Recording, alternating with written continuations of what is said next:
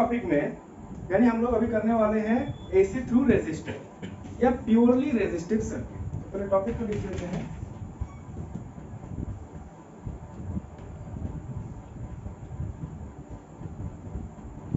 AC through resistor या इसको कहते हैं हम लोग प्योरली रेजिस्टिव सर्किट।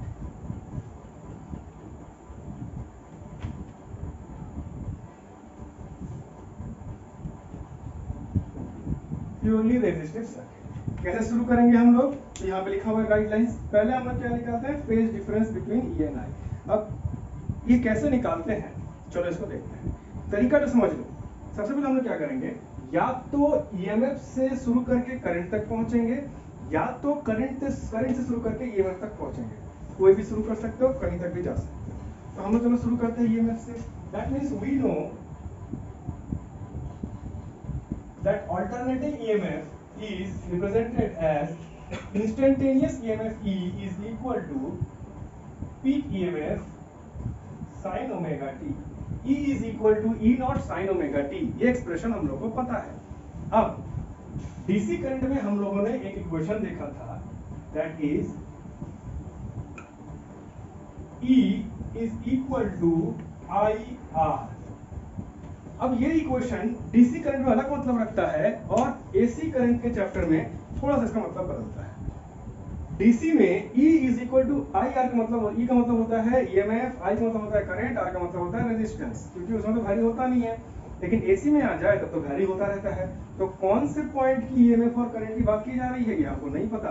इसीलिए हम लोग क्या देखते हैं कि जहां भी देखोगे E और I लिखा गया है, समझ जाना कि ये इंस्टेंटेनियस ईएमएफ या इंस्टेंटेनियस करंट की बात की जा रही है। इंस्टेंटेनियस मतलब एट दैट इंस्टेंट, उसी वक्त में क्या है। यानी अगर हम लोग देखते थे साइन ग्राफ वैरी होता है तो एक पॉइंट फिक्स कर दे तो उस पॉइंट में ईएमएफ का वैल्यू क्या है। तो E हो गया इंस्टेंटेनियस ईएमएफ, I हो गया instantaneous current, R is resistance.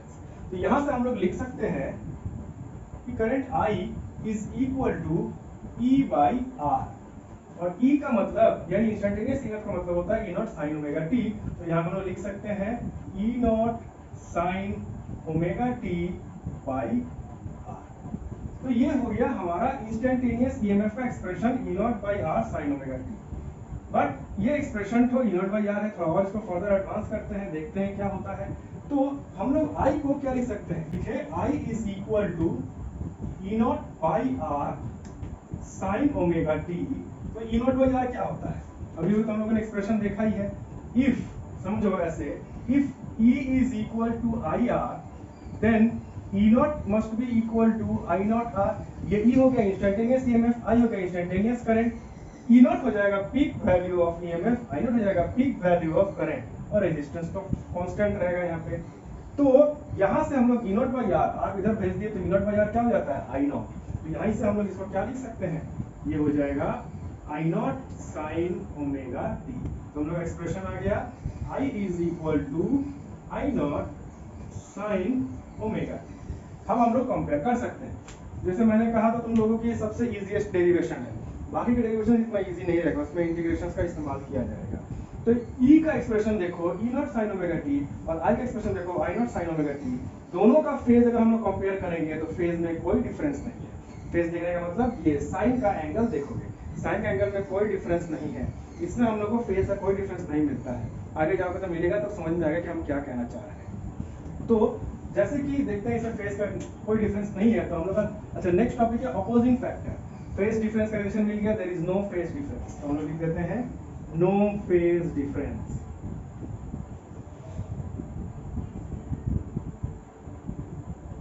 No phase difference. Opposing factor यहाँ पे क्या होगा? तो हम लोग यहाँ पे लिख देंगे अपोजिंग फैक्टर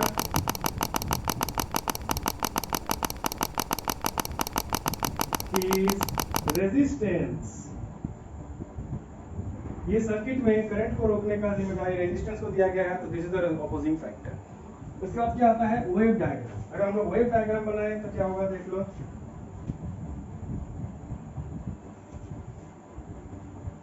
वेव डायग्राम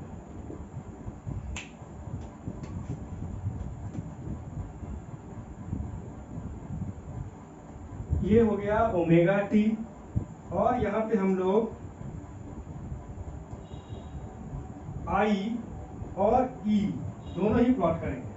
तो जब हम लोग I को प्लॉट करेंगे, E को देखो, अगर E equal to I not sine omega T, और I क्या है, I जब बनता है तो वो E नॉट में से कोई चीज डिवाइड कर देते हैं तब I बन रहा है मतलब I छोटा रहेगा और E बड़ा रहेगा, बिकॉज E को डिवाइड कर दे रहे हैं तो I बन रहा है यहाँ पे। इसीलिए पहले हम लोग क्या करेंगे, E not sine omega T का ग्राफ अगर प्लॉट करेंगे तो कैसे बनेगा ग्राफ, तो बिल्कुल ऐसे बनते जाएगा। हम एक ही ठो ग्राफ बना रहे हैं, एक ही रिपीटेशन बना रहे हैं, ये चलते जाएगा ऐसे करके। हम एक ठो बना रहे हैं फॉर अ क्लियर डायग्राम। तो ये हो गया हम लोगों का ई नॉट, और ये हो गया माइनस ई नॉट, ये हम लोग का पूरा ईएमएफ का ग्राफ। और आई को अगर हम लोग प्लॉट करना चाहे तो यहाँ पे हम लोग देखें कि इसका भी फेज बिल्कुल सेम है। फेज सेम होना मतलब एक ही साथ शुरू हुआ। अगर एग्जांपल थे, हम लोग क्लास 11 में फेज के बारे में पढ़े थे, हम लोग क्लास 11 में, बहुत जन भूल भी गए होंगे। एक बार अगर हम बता दें, मान लो अगर एक इंसान को बोला जाए, दो जन अगर यहाँ से दौड़ने के लिए बोला जाए, तो दौड़ रहे हैं यहाँ से, मान लो हम हैं और अनिकेत दौड़ रहे हैं, तो दोनों जन सीधा दौड़ते गए और तुम जज हो। जब दौड़ शुरू हुआ, तुम शुरू किए, या मान लो शुरू वक्त तुम नहीं थे, उस वक्त श्रद्धा जज थी, शुरू करके देखी, सब एक साथ शुरू की और चली गई। फिर तुम आए कुछ देर बाद, तो तुम, हम लोग दौड़ते जा रहे हैं, तुम हम लोग का डिस्टेंस देख के बता सकते हो कौन आगे है कौन पीछे, क्योंकि जो आगे रहेगा वो आगे है, जो पीछे रहेगा तो पीछे। लीनियर मोशन में ये फायदा है। लेकिन जब ऑसिलेशन होगा, मान लो श्रद्धा फांकी मारी, स्टार्टिंग में देखेंगे कौन कैसे स्टार्ट किया। हम आगे गए, रूम का वो दीवार छू के वापस आ रहे हैं, फिर जा रहे हैं, ये दीवार को छूते रहे, ऑसिलेट कर रहे हैं, और वो भी वैसा ही कर रहे हैं। मान लो जब स्टार्ट हो गया था रेस, तब दोनों ने स्टार्ट करने का बारी था, तो वो स्टार्ट किया, हम स्टार्ट नहीं, तो वो ऐसे ऐसे करके 100 चक्कर लगा लिया, और हमको मालूम है तुम कब आने वाले हो, जस्ट जैसे आने वाले हो तब हम शुरू किए। तो वो भी ऐसे ऐसे दौड़ रहा है और हम भी ऐसे ऐसे दौड़ रहे हैं, लेकिन दोनों को देख के कोई नहीं बता पाएगा कौन आगे है कौन पीछे है। समझ में आ रहा है? तो वहीं पे हम लोगों ने बनाया कि फेज, जैसे कि अगर वो ऐसे जा रहा है और लौट के वापस आ रहा है, तो ये होता है वन कंप्लीट ऑसिलेशन। इसी को सर्कुलर मोशन में रिप्रेजेंट करें तो वन कंप्लीट सर्कुलर रोटेशन। तो वन कंप्लीट सर्कुलर रोटेशन में 360 डिग्री कवर होता है, तो ये 360 डिग्री एंगल को असाइन कर दिया ऑसिलेशन मोशन। यानी ये अगर जाके वन कंप्लीट ऑसिलेशन कर रहा है तो इसको बोला जाएगा कि इसका फेज क्या हो जाएगा, 360 डिग्री फेज आ गया। और उसके बाद हम शुरू किए तो हम क्या बोलेंगे कि भले ही हम लोग को देख के लग रहा है कि एक साथ दौड़ रहे हैं, लेकिन वो मेरे से 360 डिग्री यानी कि 2 पाई फेज आगे है और हम उससे 2 पाई फेज पीछे है। इसका मतलब ये होता है फेज। तो यहाँ पर भी जितना इसका फेज है, इसका भी उतना ही फेज है, यानी दोनों का स्टार्टिंग एक ही टाइम पे हुआ है, एक ही साथ चल रही है, लेकिन करंट का वैल्यू कम होगा। तो हम जब करंट को प्लॉट करेंगे तो क्या करेंगे, उसका ग्राफ को थोड़ा छोटा बनाएंगे, पीक वैल्यू तो छोटा बनेगा। ये हो गया पीक वैल्यू, तो ये हो जाएगा आई नॉट माइनस आई नॉट। तो ये रहा वेव डायग्राम, काफी इजी है। अब बनाते हैं फेज डायग्राम या फेजर डायग्राम, यही भी बनाते हैं। चलो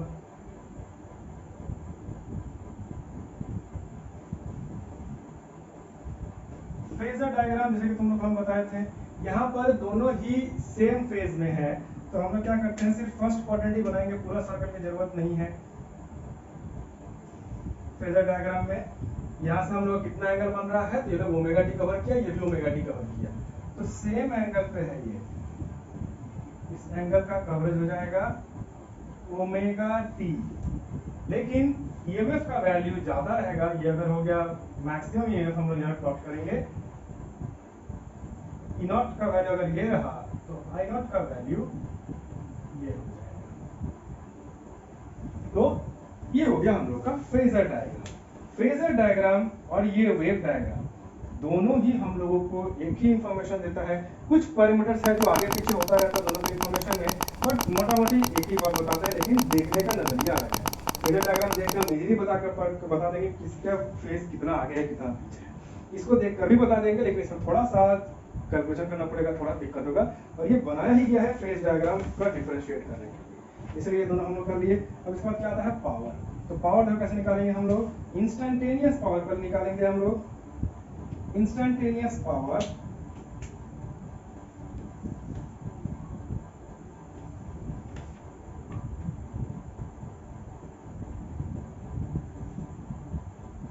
इंस्टेंटेनियस पावर का मतलब क्या होता है? अब इंस्टेंटेनियस पावर क्यों बोले? क्योंकि डीसी में हम लोगों ने एक फॉर्मूला देखा था, power P is equal to EI। DC में ये पावर तो नॉर्मल पावर के नाम से जाना जाता है, बट ये एसी करंट में हम लोग इसको इंस्टेंटेनियस पावर इसलिए बोलेंगे क्योंकि ई और आई का इस्तेमाल किया जा रहा है। और ई और आई क्या है यहाँ पे? इंस्टेंटेनियस ईएमएफ और इंस्टेंटेनियस करंट, यानी उसी वक्त का करंट, उसी वक्त का ईएमएफ। तो पावर भी क्या होगा? उसी वक्त का निकलेगा। ये क्या हो गया? Instantaneous power. और इसको निकालने का तरीका क्या है? E is equal to EI, यानी E क्या होगा यहाँ पे? E not sin omega t multiplied by I के बदले I not sin omega t, which is equal to E not I not sin square omega t। Simple, ये हो गया हम लोगों का इंस्टेंटेनियस पावर। नेक्स्ट आता है एवरेज पावर।